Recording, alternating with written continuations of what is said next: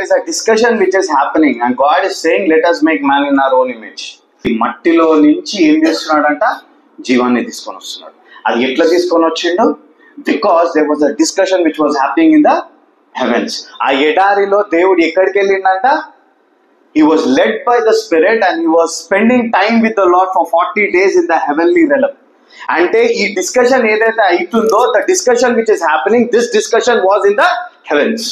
Before you do something on earth, something has to be ordained from the heavens.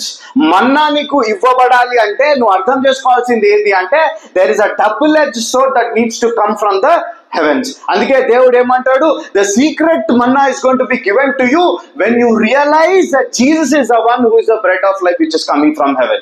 అంటే ఆయన నోటి నుంచి వచ్చే వాక్యములో ఉన్నది పట్టుకొని నిలబడితే you can turn anything into something. శ్రేష్టమైనది భూమిలో నుంచి నీకు ఎప్పుడు ఇవ్వబడుతుంది అంటే when you have the dew of the heaven. ఆయన నోటి నుంచి వచ్చింది, ఆయన నోటి నుంచి ఇవ్వబడ్డది. ఆయన రెండంచులు గడిగిన మాట ద్వారా నీ యొక్క సంఘం బలపరచబడుతుంది.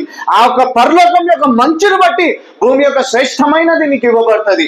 నా నోటి నుంచి వచ్చే మాట ఏంటి? ఆ మాట, let us make a man in our own image and let him have a dominion. నీకు ఆధిక్యత భూమి మీద ఎప్పుడు ఇవ్వబడుతుంది అంటే when you know that there was an ordinance, when there was a word, when the bread of life which is word, double-edged word is given to you, and out of that what God is telling, now let us make a man. ఏం చేస్తున్నాడు? భూమిలో నుంచి మట్టిలో నుంచి తీసుకొని వచ్చాడు.